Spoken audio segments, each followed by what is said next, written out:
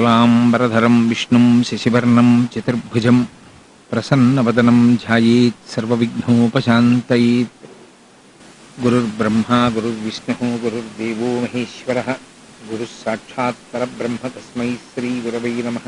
సుందరకాండ శ్రీరామాయణంలో అత్యంత వైభవోపేతమైన కాండ, పారాయణ యోగ్యత ఇయ్యబడినటువంటి కాండ.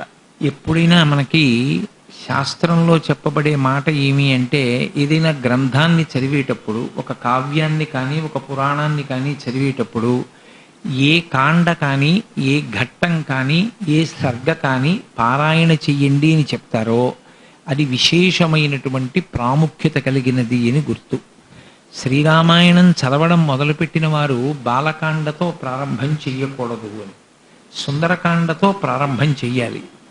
చేసి మళ్ళీ బాలకాండ దగ్గర నుంచి చదువుతారు. చదివితే సుందరకాండ చెప్పేశాం కదండి, లేకపోతే సుందరకాండ చదివేశాం కదండి ఇంతకు ముందే ప్రారంభంలో అని విడిచిపెట్టకూడదు. మళ్ళీ సుందరకాండ చదివి యుద్ధకాండకి వెళ్ళాలి. అంటే శ్రీరామాయణం చదవాలి అనుకున్న వాళ్ళు పారాయణగా చదివేటటువంటి కాండ సుందరకాండ.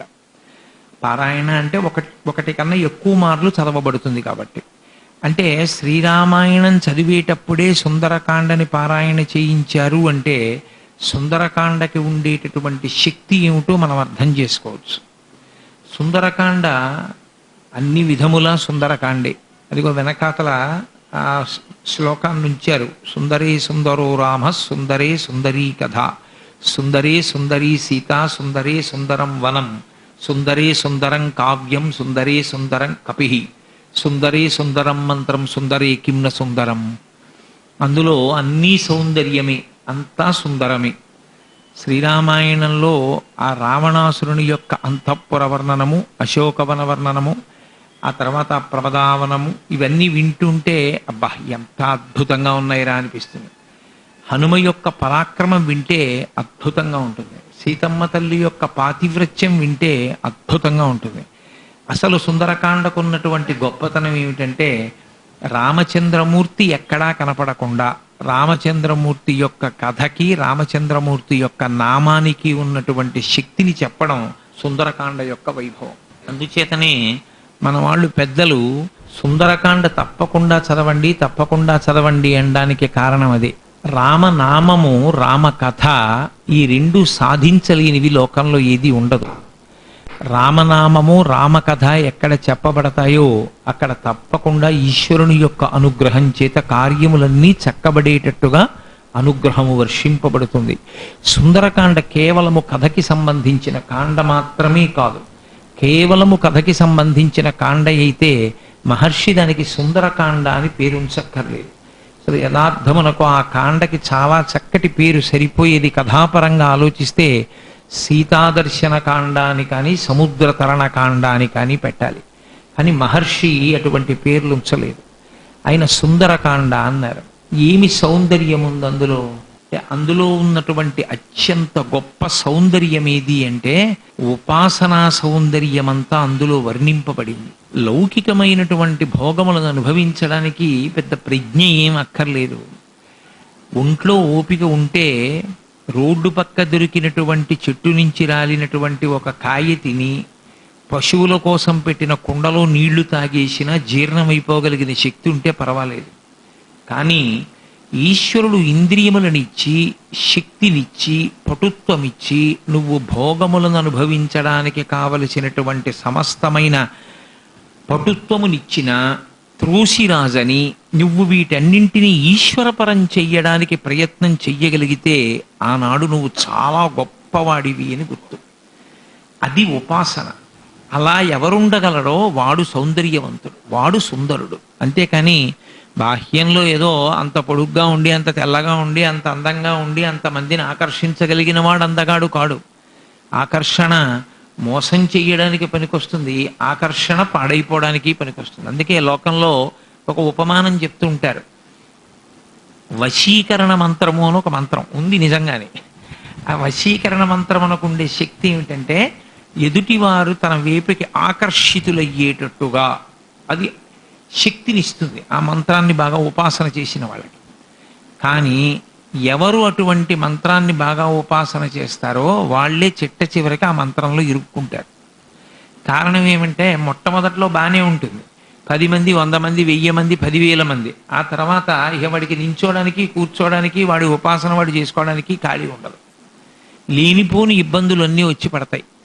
కాబట్టి అదిగో అటువంటి ఆకర్షణలు కాదు, ఈశ్వరుణ్ణి చేరుకోవడానికి చేసేటటువంటి ప్రయత్నం ఏది ఉన్నదో, ఈశ్వరుణ్ణి చేరుకోవడానికి చేసే ప్రయత్నంలో మీకు ఆదరణీయములుగా అనిపించినా కాదు అని ముందుకు వెళ్ళగలిగినటువంటి పటుత్వం ఏర్పడగలిగితే అటువంటి మహానుభావుడెవరో ఆయన సుందరాతి సుందరుడు. వానరుడిగా స్వామి హనుమ ఉన్నా ఆయన సుందరుడు. సుందరకాండలో దేని చేత సుందరుడు అంటే ఆయన రావణాంతఃపురంలో చూడని భోగం లేదు, ఆయనని ఆకర్షించనటువంటి విషయములు లేవు. కానీ ఆయన దేని చేత ఆకర్షణకు గురి కాలేదు. దాని ప్రయత్నం అది చేసింది. ప్రతి వస్తువు ఆయనను ఆకర్షించే ప్రయత్నం చేసింది. కానీ ఆయన దేని చేత ఆకర్షితులు కాలేదు. సీతమ్మ తల్లి దర్శనం కావాలి అంతే. అలా భగవద్ దర్శనము కొరకు వెంపర్లాడుతూ, భగవంతుడి కొరకు వెంపర్లాడుతూ, మధ్యలో వచ్చేటటువంటి వాటి వేటిని పట్టించుకోకుండా ముందుకు వెళ్ళగలిగినటువంటి ప్రజ్ఞ ఎవరి యందు పరిమళించిందో, ప్రకాశించిందో అటువంటి వారిని సుందరుడు అని పిలుస్తారు. అందుకనది సుందరకాండ. హనుమ సుందరుడు ఎందుకయ్యారు అంటే కేవలముగా వానరుడిగా సుందరుడని చెప్పడం కుదరదు. మరి ఏ కారణం చేత సుందరుడని చెప్తారు అంటే ఉపాసన బలం చేత హనుమ సుందరుడు కాదు, తల్లి తన సౌశీల్యము చేత బాలా త్రిపుర సుందరి. సనాతన ధర్మంలో భగవంతుణ్ణి చేరుకోవడానికి చేసేటటువంటి ప్రయత్నం చేత పురుషుడు ఉద్దీపనమును పొందుతాడు. భర్తని అనుగమించడం చేత ఆడది పరిపూర్ణత్వాన్ని పొందుతుంది. ఆడదానికి వేరు పూజ ఉన్నట్లుగా శాస్త్రాలలో మీకు ఎక్కడా కనపడదు. శ్రీరామాయణంలో సీతమ్మ తల్లి ఎన్ని పూజలు చేసింది, ఎన్ని వ్రతాలు చేసింది, ఎన్ని నోములు పట్టింది అని అడిగారు అనుకోండి, ఒక్కటే జవాబు చెప్పవలసి ఉంటుంది, భర్తని అనుగమించిందంతే. పాతివ్రత్యమే చాలా చాలా గొప్ప విషయం. పాతివ్రత్యమే గొప్ప భూషణము ఆడదానికి. సుందరకాండలో పాతివ్రత్యము యొక్క మహాత్మ్యమేమిటో మనకి రుజువు చేసి చూపించింది. రామచంద్రమూర్తి సుందరాతి సుందరుడు. అసలు పుంసామోహన రూపాయ పుణ్య శ్లోకాయ మంగళం. లోకంలో ఏదో స్త్రీని చూసి మోహించే పురుషులు ఉంటారు, పురుషుణ్ణి చూసి మోహించే స్త్రీలు ఉంటారు. కానీ రామచంద్ర ప్రభు విషయంలో ఆయనని మోహించని వాళ్ళు లేకుండా పోయారు. అది ఆయన అందం. వీళ్ళే మోహించారండి అనడానికి మీకు రామాయణంలో ఎక్కడ తార్కాణం లేదు. ఆయనని నరులు మోహించారు, ఋషులు మోహించారు, రాక్షసకాంతలు మోహించారు. చిట్ట చివరికి సమస్త భూతములు ప్రేమించాయి. రాముడు అన్న పేరెత్తితే చెట్లు కూడా అకాలంగా పుష్పించాయి. ఆయనే రామునికి పోలిక ఇంకొకరిని చెప్పడం కుదరదు. అందుకే ఆయన అభిరాముడు. అటువంటి రాముడు సుందరాతి సుందరుడు. అటువంటి సుందరాతి సుందరుడైన రామచంద్రమూర్తి యొక్క కథ, రాముని వర్ణన 1కి 10 మార్లు చెప్పబడింది కాబట్టి సుందరకాండ కాదు. వీటన్నిటికన్నా చాలా గొప్ప విశేషం ఒకటి ఉన్నది.